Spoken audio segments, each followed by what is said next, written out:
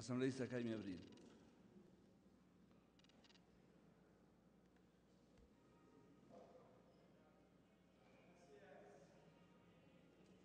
Gracias, señor presidente, compañeras y compañeros asambleístas, distinguidos funcionarios públicos que hoy nos visitan, un saludo muy cordial. El servicio público durante mucho tiempo ha sido mal entendido como el recurso de donde deben servirse y en donde lucrar. En esta etapa de transformación histórica del país, esto no debe continuar y no es posible que esta actitud crea que debe minimizar al servidor público ecuatoriano. Considero, señor presidente, que debo hacer algunas acotaciones para enviar a la presidenta de la comisión y luego una parte de las que voy a poder exponer en este momento. En esta ley hay un gran avance para desterrar la inoperancia, la ineficiencia y la ineptitud de ciertos servidores públicos que han sido en su gran mayoría la problemática en nuestro país. La revolución ciudadana permitirá acabar con este sistema inoperante y aplicar la meritocracia, es decir, en donde las mujeres y hombres en el servicio público se les reconozca su honestidad y se les reconozca sus méritos para que puedan servir a las ecuatorianas y a los ecuatorianos. En efecto, el fin último de toda sociedad democrática en atención debe ser con calidad y con calidez. Y repito esta frase, calidad y calidez, porque muchos ecuatorianos también nos quejamos cuando llegamos a ciertos estamentos del sector público y no recibimos ese trato que nos merecemos todos. Yo creo que en donde existe respeto y garantía de los derechos humanos, estos deben ser efectivizados no como un favor hacia las personas de quienes recibimos del servidor público ese servicio, sino más bien como una obligación representada en términos del buen trato y demostrando la eficiencia y la calidad en el trabajo del servidor público. Con este antecedente me permito presentar las observaciones al proyecto de ley, no sin antes felicitar a la comisión que ha hecho un buen trabajo dentro de este proyecto.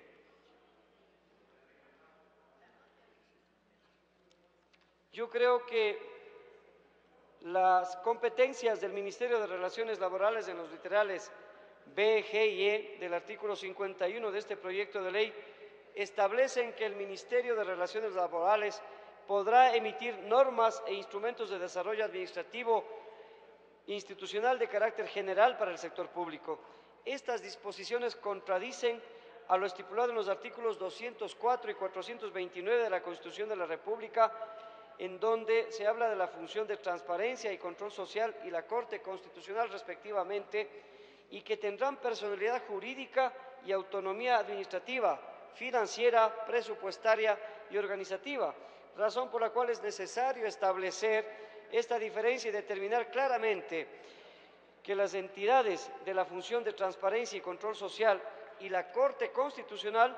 están obligadas de manera independiente a armonizar su régimen administrativo y financiero conforme a esta ley para evitar caer en una inconstitucionalidad. Por tanto, propongo que en el artículo 51 se incorpore a continuación del texto de esta norma el siguiente inciso final: las entidades de la función de transparencia y control social y la Corte Constitucional estarán obligadas a armonizar su régimen administrativo y financiero conforme a los fines de esta ley. En el artículo 70, si bien menciona la eficiencia y los años de servicio como valores a tomarse en consideración para acceder en el servicio civil y la carrera administrativa, es importante que también se visibilice como uno de los requerimientos necesarios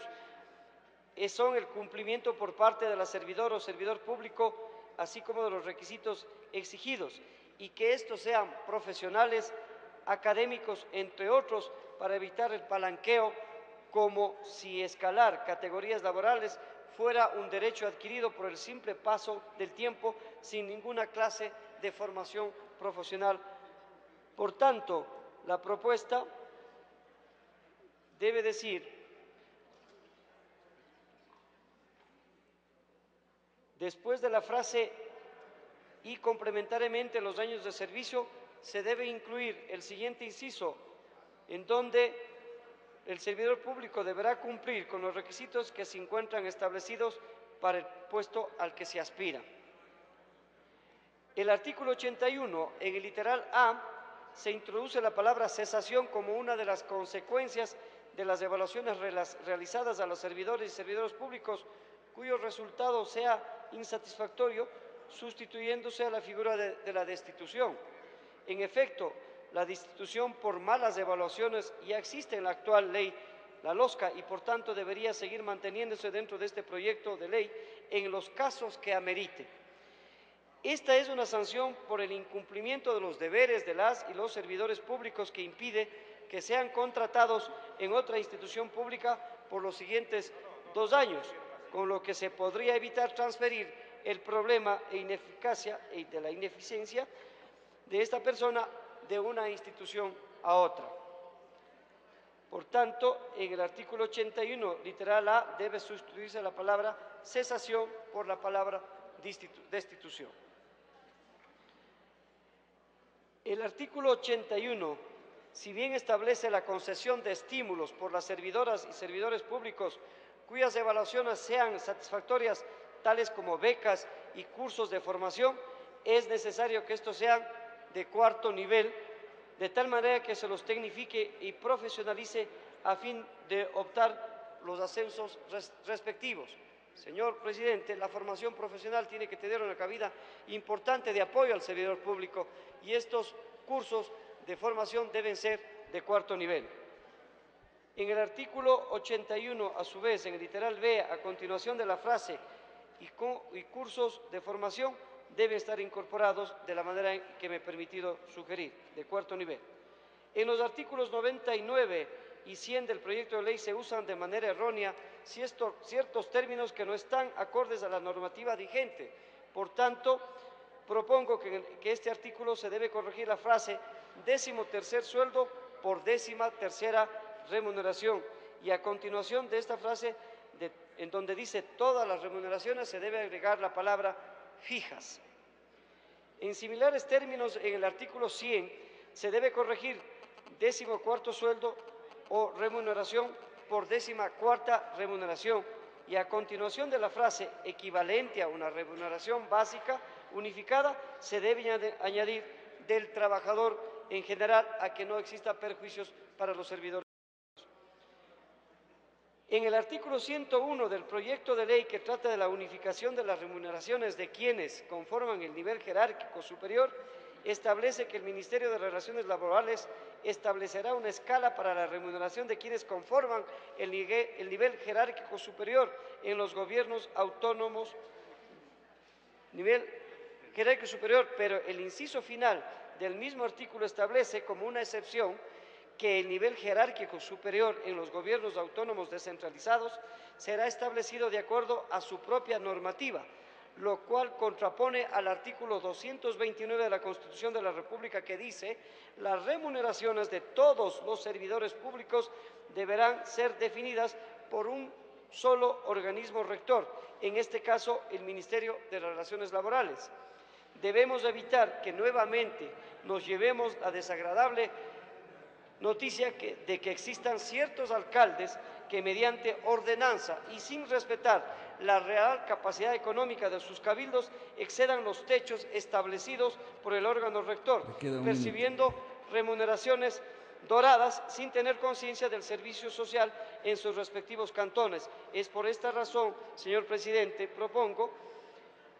que se debe eliminar el último inciso del artículo 101, es decir, el del nivel jerárquico superior en los gobiernos autónomos descentralizados,